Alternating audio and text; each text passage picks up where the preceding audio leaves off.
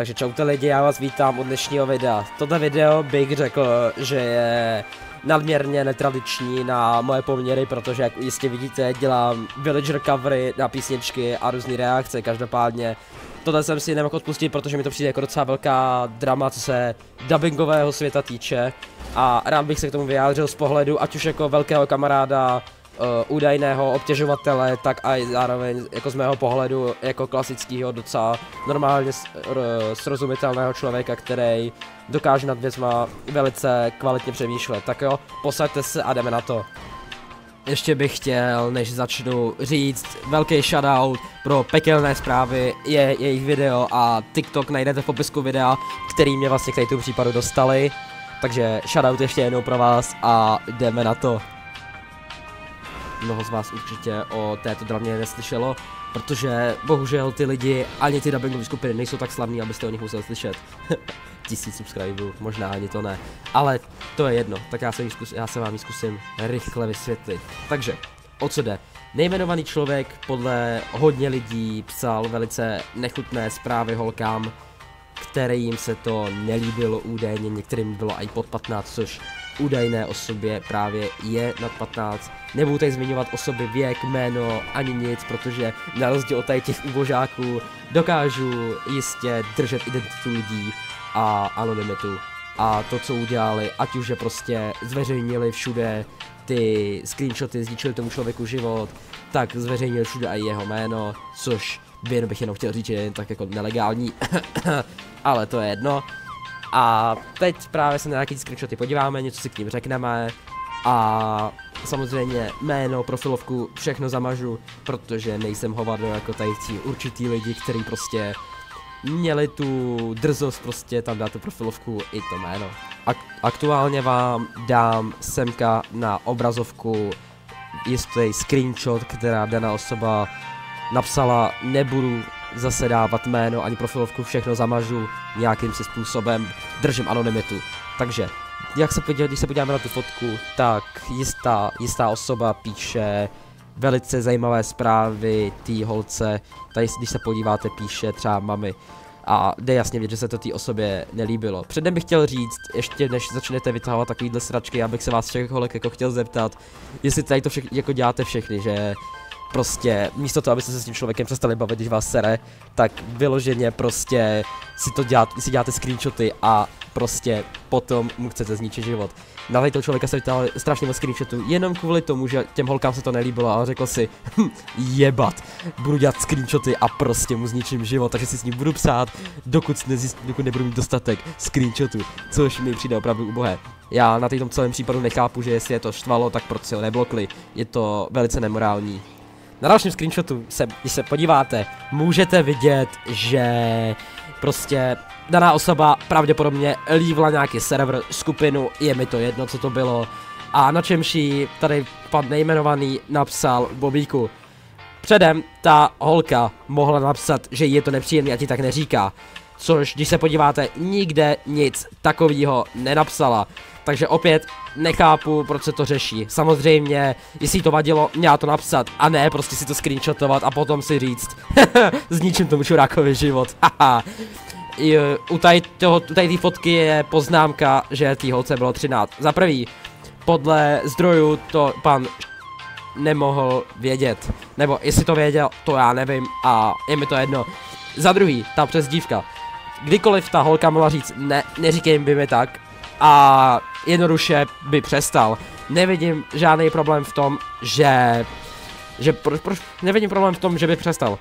Já prostě, mi přijde, že vyloženě tady ta skupina těch lidí prostě dělala nějaký náhodný screenshoty, když něco řekl špatně, něco vyznělo z kontextu a oni se rozhodli, že to vyscreenshotují z kontextu, protože co jsem si u tady těch všech screenshotů všiml, tak nedávají celý chaty, ale dávají jenom vlastně snímky toho, kdy napsal něco, co by mu mohlo posrat kariéru.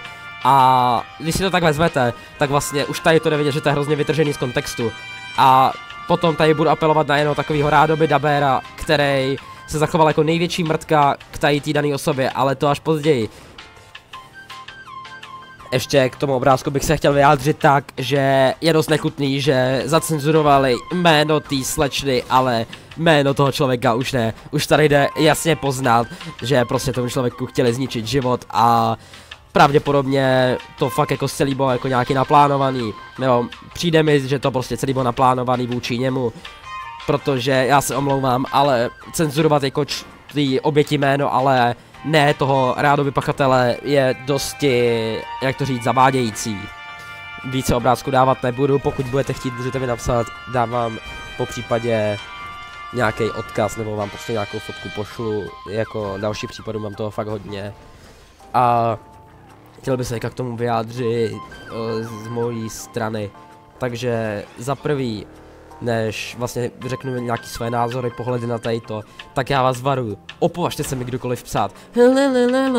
Ty dáváš GTA, play, píčoviny na pozadí, mluvíš do toho, neukážeš svoji kameru, svůj obličej, budeš tady do toho mluvit a jako šišláš tady, nevíš co říct, píčo, mě to nezajímá, jděte do prdele a nalejte si savo do očí, nebo jako já nevím.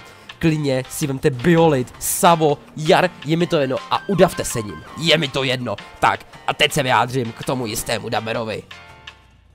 Takže jistý daber, který se jmenuje Corty s 800 a něco subscribama, dávám jeho kanál tady jako fotku, se zachoval ne úplně hezky k dané osobě. Abych vás uvedl do děje, tak tady ten daber, rádoby daber, který si myslí, že je slavný a nějak dobrý, vyloženě začal vlastně si hrát na nejlepšího kamaráda, nebo ne oběti, rádoby pachatele, začal se s ním bavit, střetli se i v realitě, dělal vlastně pro něho všechno, bavili se, byli to rádoby nejlepší kamarádi a ve chvíli, co prostě se tohle stalo, tak ustoupil a začal s ostatníma pomlouvat daného pachatele, což mi přijde absolutně nemorální, takže jedno velké fuj na tady toho dabéra, který si prostě myslí, že může všechno, jenom protože má 800 odběratelů. Přijde mi to velice nechutné, nemorální. Jako Corty se zachoval spoustu dalších dabérů, další jména a fotky kanálu vám semka hnedka přiložím. Zachovali se k němu úplně stejně, to znamená, hráli se na nejlepší kamarády, na rádoby spolupracovníky v tadyto biznesu, dabovali spolu, bavili se spolu a všechno. A najednou, když najednou se nějaký holky rozhodnou, zničíme tady tomu klukovi život, protože mohli bychom mu říct, že prostě se nám to nelíbí, ale proč? Jebat na to, zničíme mu život. Tak od té doby, co tady ty věci vypluly na povrch, tak prostě tady ti všichni hodili otočku a řekli si, možná jsme nejlepší kamarádi, možná bychom se ho mohli zastat, možná bychom mohli říct, že hej, on takovej není, ale proč bychom to dělali? Konec konců, takhle to vlastně dělají všichni, že hrajou s nejlepší kamarády, říkají, jak by prostě si nechali střelit kulku, jak by si prostě nechali střelit kulku do hrudi jenom pro ně a ve chvíli, co se něco takového stane, otočí o 180 stupňů a utečou. Na této mi nejvíc přijde hnusný to, že vlastně, že všichni tady ti dabéři, potom, co vlastně se tady to stalo, tak začali pomlouvat tady tu danou osobu. A vyloženě, tady ta osoba se jim docela občas i svěřovala s nějakýma svýma pocitama. A oni to prostě dělají tak na povrch, jakože hej, soukromí, nějaký tajemství by se mělo možná držet. Já, kdyby mi někdo řekl nějaký tajemství a pak bych se s tím přestal bavit, tak určitě neudělám takovouhle píčovinu.